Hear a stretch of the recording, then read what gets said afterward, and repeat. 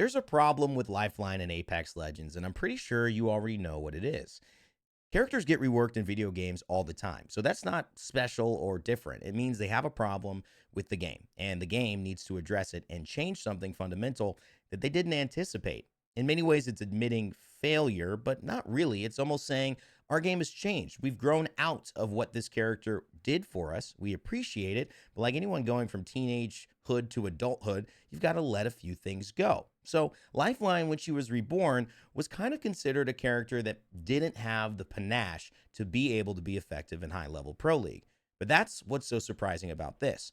Over the last couple of months, we've seen Lifeline not only increase in her play rate, but get closer to where she was almost a year ago. Meaning, with the new perk system in Season 20, Lifeline was starting to pick up steam. Her perks, admittedly, were fantastic. She had 2 perks that allowed her to do 2 valuable things. One, take 10 seconds off a 40-second cooldown and allow herself to get her drone of companionship, I think, and get healing back faster and more often. Or revive her teammates 20% faster. That's a big deal. And I think anyone would take that one, especially in our Pro League. But there was another perk, something we didn't anticipate. In fact, we all looked the other way to it and thought the other perk would be better. That is now shown up and kind of taken the meta and the Pro League by storm. If you don't know what I'm talking about, you haven't been watching the Pro League, because Lifeline just won the Pro League. However, it wasn't Lifeline, it was a certain player, and he goes by the name of Hardecki. Now, if you don't know who Hardecki is, where have you been? Living under a rock? Maybe just not watching Pro League, or maybe you've started watching Pro League maybe the last year and a half. Because admittedly, Hardecki hasn't been too featured in the last year and a half of Pro League, which is crazy because in Pro League's history, he is one of the most famous players in the EMEA region. Now, why is that? He's got 102,000 followers. That's amazing. I watch his streams and his scrims here, and you guys should go follow him as well, but that's not why. There's also a YouTube channel that he's got, but look at this, 27,000 views? No, subscribers? That's not why either. One of the reasons Hardecki is known across Europe and in Apex Legends by the name the Grim Reaper is because of plays like this, and maybe one of the greatest plays in all of ALGS history when he was on a team called Gambit. If you haven't seen it, just sit back, relax, and enjoy.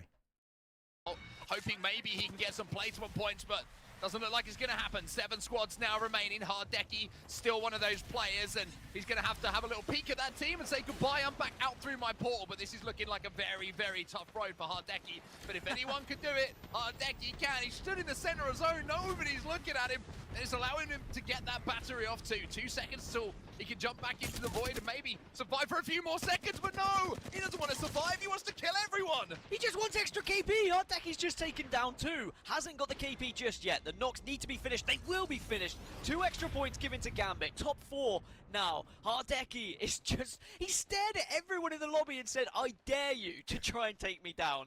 And Gambit somehow, Hardecki somehow still alive. Oh, Jazaz tries to peek him as well, and this is looking like it might be the end now for Hardecki. He's done everything he could to survive, and he's gonna make me question myself once more as he's taken down to around 50 HP. Still alive, somehow or other. Let's see the France on one side of the map as well. And at the moment, I think Hardecki's just trying to hope that he can bait these 2 teams into fighting before he tries to complete the miracle run here for Gambit and maybe pop up to win the game. Well, we're down to 3. Lecite de France, Gambit somehow still there and kicking as well. And Hardecki, if he plays this correctly. Well, Jazaz knows where Hardecki is, right? And he knows what a nuisance Hardecki could be in this moment. But Hardecki is shredding every single time one of them pokes him. If Hardecki plays this correctly, if he can be in a position to kind of force Lecite de France to engage first, it is entirely still winnable, even though it is unlikely. These 2 teams are going to fight first as well. You see how the zone is moving, and you see the portal coming in from Lecite de France. Joke's going to be taken down to barely any HP. He's going to have to pop a battery as well. Hardecki is still alive here for Gambit.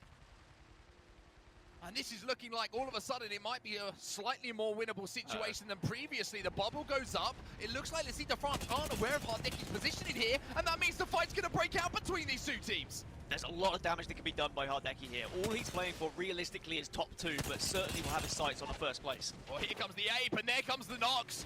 Lecite de France get the first one. Joke is trying to connect with the second as well. The Seat de France will pick up the kills they need necessary to at least secure that second place. But here comes Hardecki, the one-man army. Is he going to be able to pull off one of the craziest plays we've ever seen in the ALGS? Of course he is. Hardecki is built different. One of the greatest, most iconic moments in the ALGS. Truly, this is one of those things that makes you say, where were you when this happened? I remember, like many of my colleagues who watched this, just getting out of our seats. There was no other way to describe it. This was one of the greatest individual performances we'd seen. And Hardecki continued to do stuff like that. But he hit hard times. And like everybody does in Pro League, not qualifying when we get back to LAN, having disappointing performances again and again. The narrative of Hardecki versus Hal, which it was going into LAN a few years ago, shifted from Hal to Swede and to Alliance becoming more, and then Aurora and Fire Beavers, and they weren't able to make LAN. It petered out, and it put them in a position where they needed a comeback.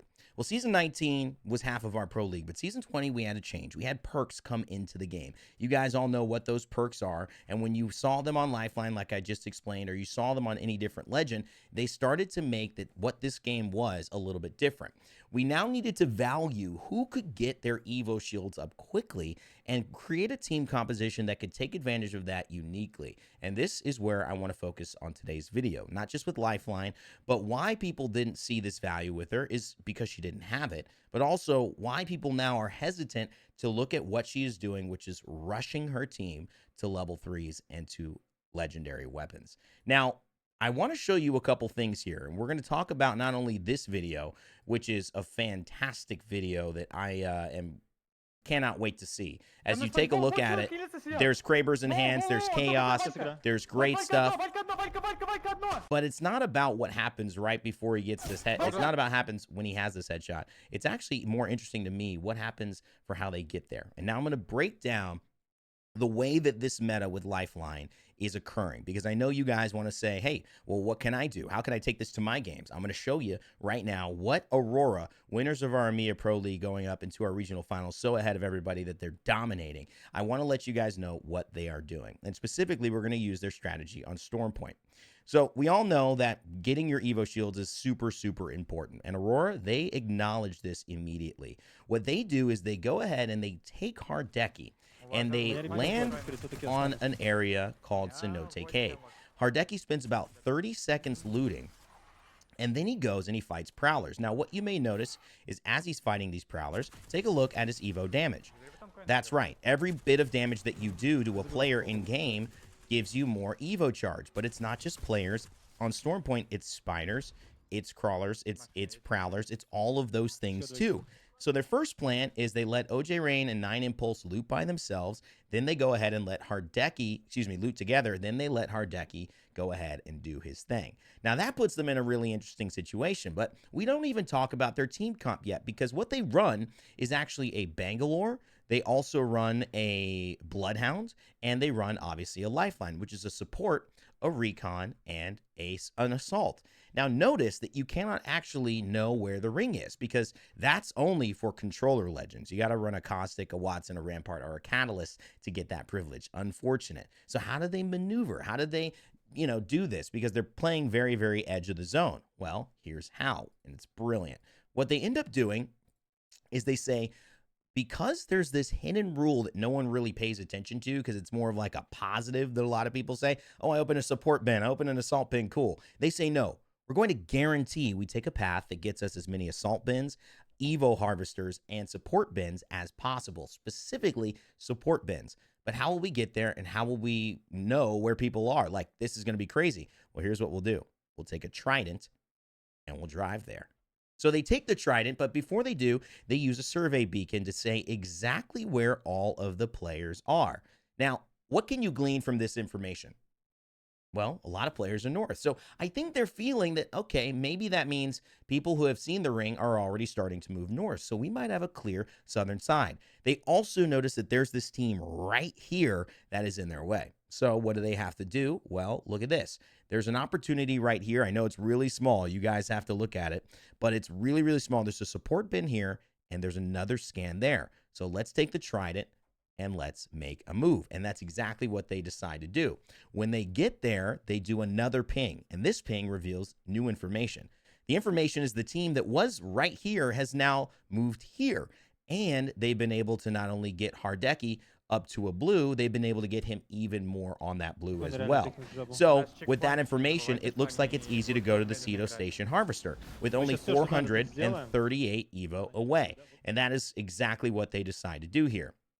Now, OJ Rain and 9impulse are not near where Hardecki is on his blue to purple evolution. And that is part of the dynamic and difficulty that happens with a situation like this, because if you guys start fighting, you've kind of invested a lot of resources into Hardecki, but it tends to pay off.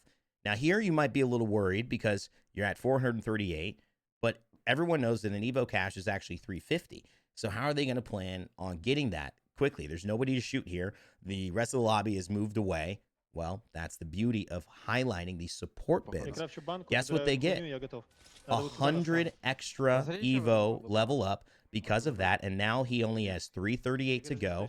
That turns it with this into a full purple, and he is able now to pick his new perk. And just in case you guys didn't see that, he picks up his brand new perk, which allows him to get the care package. Now, getting this care package is big on two fronts, and I've already showed you why this is big talking about it, but I want to show you the element that I think is great for how their team uses it and how you can use it in ranked or your squad. We all know Hardecki is already going to be taking probably the red weapon, but you get your barrel stabilizer, you get random things that would help your weapons, such as hop-ups or things that are super important. You get this legendary gun, so you drop whatever you've looted for the rest of your team to level up their guns. So that's a purple barrel stabilizer. They've got a golden mag right there. They got a 2 to 4 times a purple sniper stock. All that now, as Hardecki opts to grab the Kraber, is going to drop on the floor. Hey, have fun, guys. Pick up whatever you want. So you're automatically helping your team get better and looting. The other thing, though, is look at OJ Rain. Look at him right here. He goes from blue to purple because the golden full cache, Evo cache, and if you did not see what it looks like, they just passed it here. I'll show you. It's on this other side. The golden cache gives you a full Evo upgrade, and that is the beauty of this level. He just pings it right there. It's right here. This gives you a full level. And so going from blue to purple, now they've guaranteed 2 of their members are already on nearly the second highest. And at this point, how many minutes have gone in this game? 6 minutes have gone down.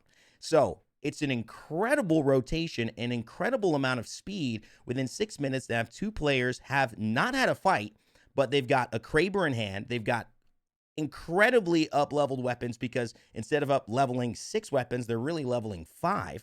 They've also got 2 players on purples, like I said, without fighting anyone and staying behind everyone, and they haven't even had to use a recon beacon. So the second point here is now what happens in this game, because I want to show you guys the play that goes down. It's phenomenal to get to the point that we just talked about. They continue to take their chance here, but that map gives them information that they're going to move right here. See this relay?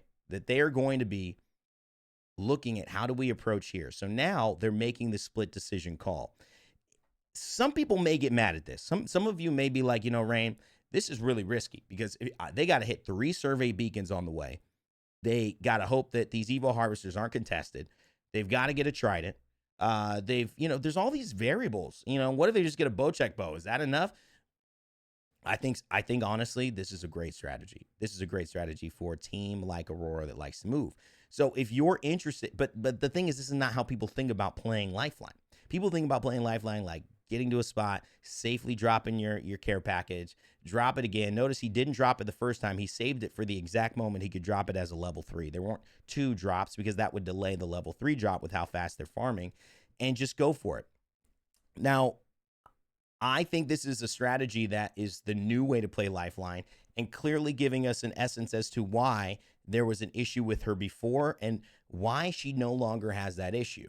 If you can understand that, I think you can understand kind of the thesis of this video and for characters who don't get played and suddenly become relevant in the meta. We'll get to that in just a moment, but look at this. This is where they're going to recognize where they need to go. All these teams are on the right, but he points out this building, and he could see 3 players in there. So if they rush this, they can have a fair 3v3 that's right on the edge of zone.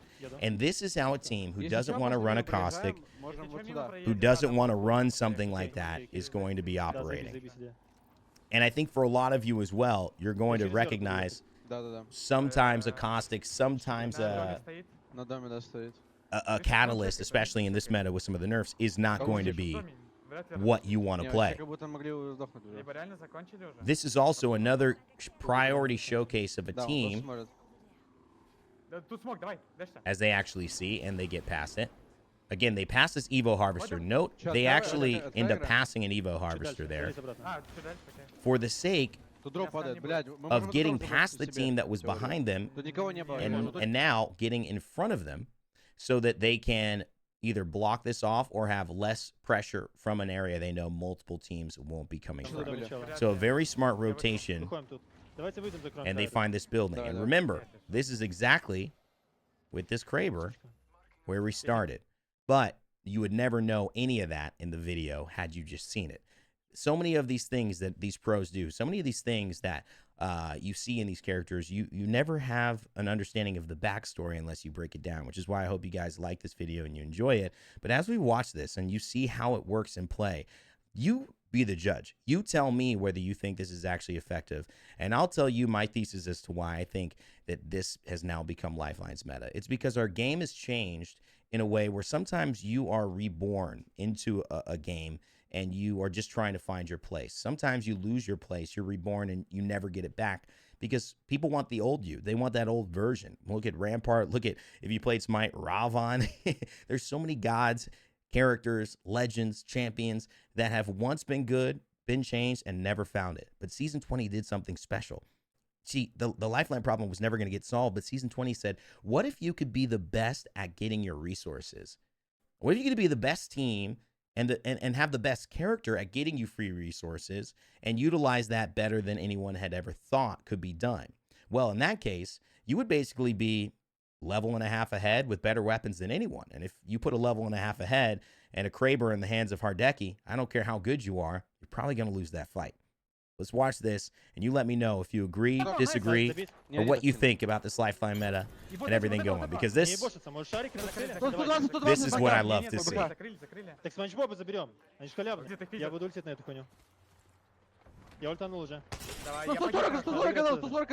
by the way, this will have features from other players. By the way, shout out to Just Apex Things on the edit, taking some ALGS footage, some nice wig footage, some VOD footage. Look at this. Oh my goodness.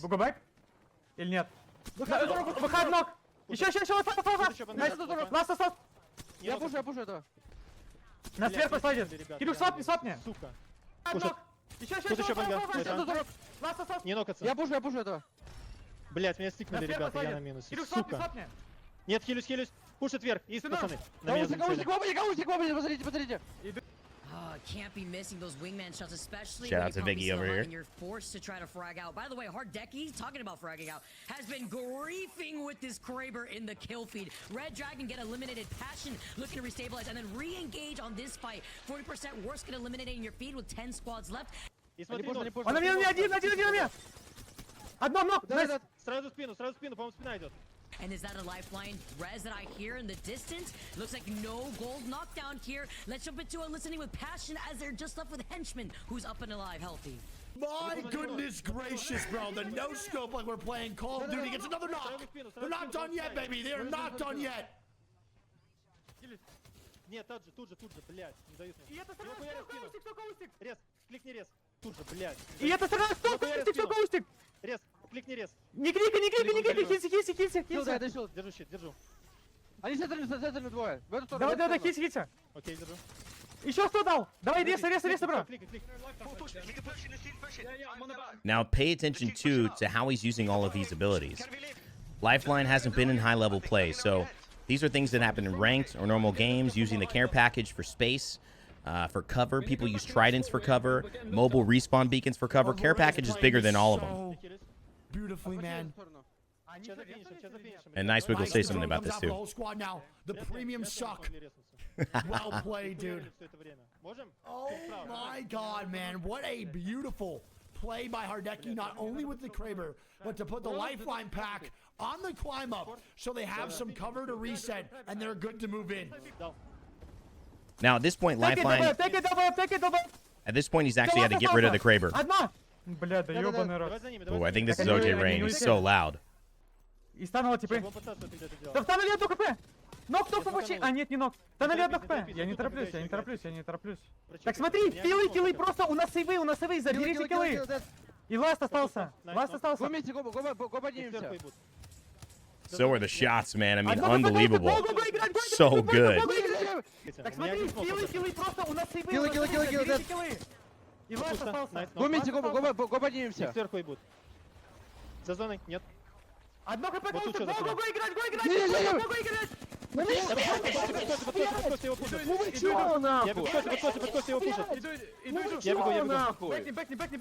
Now, one of the things that's interesting about this, because they end up dying right there, is that you can see how when using Lifeline, there's new things that you have to think about. This is what happens when new characters come into the meta. Remember, I was giving you this kind of idea that, you know, sometimes you don't fit and you get lost, but sometimes you fit and people don't know. People don't have an incentive to try you. And you could be sitting there in the dust waiting for a long time. When somebody finally gives it a go, they say, wow, actually, you're perfect for this. I think there was a little bit of the perfection of timing coming down because people looked at the Lifeline perks, were kind of seeking something to bring her in at one point. Maybe Hardecki was a little bit bigger of a Lifeline fan. Maybe it's now spread to EMEA and North America. Whatever the reason is that she got the love that maybe characters like Rampart struggled to get or Ashe struggled to get, that's one of those things that we'll leave for another video. But for now, I think it's just important to see that now that we're starting to look at how to see Lifeline in pro play, we're learning how to play Lifeline in pro play. Like, this was not learned before. This was not known, and now it is. And so as they take this final one, I want you guys to see not only how they get there, which is the very similar thing, a lot more fighting in this one, but also, more importantly, as we run into this end game, you can see how they use Lifeline specifically to manage an end game and make it happen. This is a very dangerous team composition. It's very dangerous players, but a very dangerous team composition. Also, I got to say, man, you know, one of the reasons I don't necessarily love watching crazy pro players is because they put their graphics on poo-poo mode. They put their graphics on poo-poo mode for the highest FPS, but it's like, babe, I'm making a YouTube video out here. I can't have 1P, 1 by 12. You know, it's like 2 by 2. I'm like, sound like I'm ordering from In-N-Out. Talking about your resolution. Come on now. Я пикаю Каустика. Давай, пушим Каустика, убьем его, дай скана.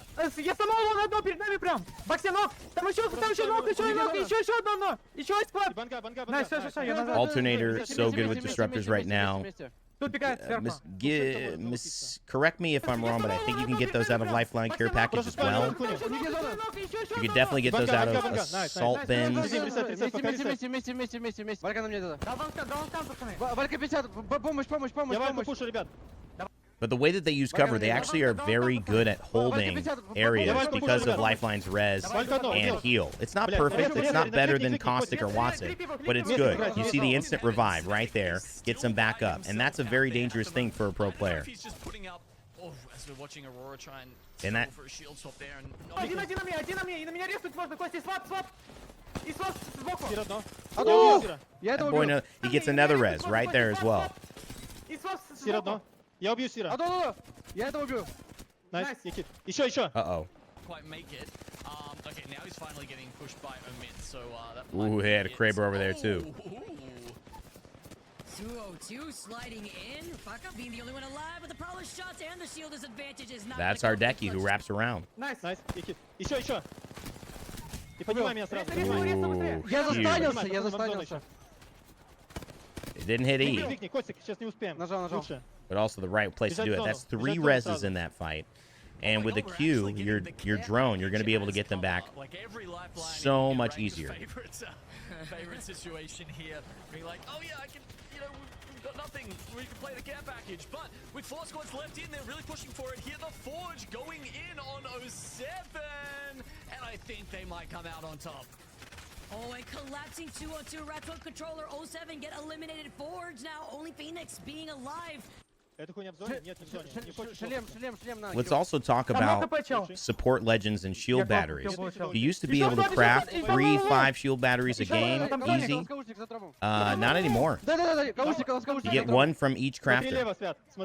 Lifeline package is going to give you more, and supports can carry double shield bats in each slot. All right, raw 3v3. Еще одного 100 дал. Окей, еще 108, еще один. Хапса. Надо играть по делу, там сейчас останется по делу. Вот это тупо его. Huge pressure from OJ Rain. Bloodhound scan giving so much information. No digi threats being used because they only go on shotguns and pistols, and not the wingman, so they're not going to use it. 1 goes down immediately. Hardecki, not using his Q, doesn't need to. On the car, gets the immediate res, forces pressure. They've got to push now. They can't wait. And that means they get the W. So, ladies and gentlemen, it's just pressure. Up, down, gets the res, forces the swing. No one wants to fight at that time, and that is why, ladies and gentlemen, there is a problem with Lifeline. The problem is she's good. Not many people knew it and figured it out. But guess what? Aurora did. They just won Pro League. As always, never give up, never stop gaming. I'll see you all next time.